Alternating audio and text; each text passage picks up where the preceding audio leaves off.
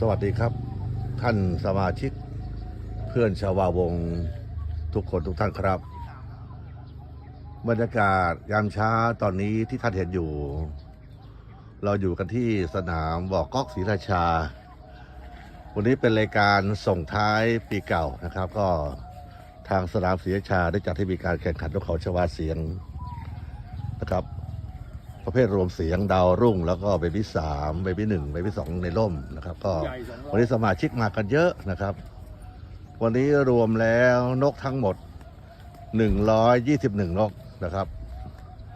นี่เป็นบรรยากาศโดยรวมสนามศรีราชาวันนี้นะครับเพื่อนสมาชิกก็บางส่วนก็ยังนั่งลุ้นนกของท่านอยู่ว่าบางท่านก็ได้ธงแล้วบางท่านยังไม่ได้ธงก็ว่าลุ้นกันไปนะครับนี่เป็นบรรยากาศในสนามนะครับเนี่ยเป็นเลขกับเบอร์19ฟังนะเพื่อนสมาชิกบางท่านก็ดื่มทานอาหารช่วงเช้าแล้วตอนนี้ก็นั่งพักผ่อนกันตามอัธยาศัยเรามีที่นั่งพักผ่อนต้อนรับเพื่อนสมาชิกนะครับอย่างเพียงพออาหารเช้าเรียบร้อยแล้วบรรยากาศช่วงเช้าอากาศดีนะครับวันนี้ลมไม่แรงแสงแดดดีนี่คุณเจี๊ยบประชาชื่นนะครับมาจากสนามพุนทรัพย์วันนี้มาเที่ยวศรีราชากันนะครับนี่เสียตั้มครับเสียตั้มเจ้าของฟาร์มนกสีดังผู้ใหญ่เธอที่ขาประจำเรานะครับวัสเดะนี่ก็ขาประจำนี่วันนี้คุณจโรนี่ก็มานั่งเป็นเจเลครับนี่เสียบุญชัยนะครับเสียบุญชัยนี่เข้ามาเยี่ยมเยียนศรีราชาถือว่าโชคดีแล้วนะครับ นะครับก็ขอเรียนเชิญเพื่อนสมาชิกทุกคนนะครับที่ท่านยังไม่เคยมาศรีราชาเรา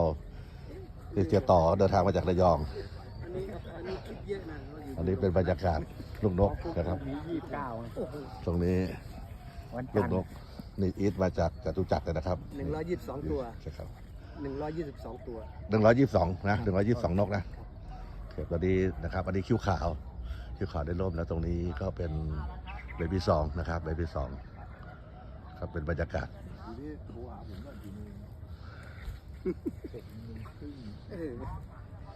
ให้ไปลงเลยให้ลงก่อนจะขึ้นมา122นกวันนี้ครับยอดสุทธิกลมๆมาแล้วจะบอกว่า122นกก็ขอเรียนเชิญนะครับเพื่อนสมาชิกท่านใดยังไม่เคยมาศรีราชาเราก็มาเที่ยวพักผ่อนกันเนาะ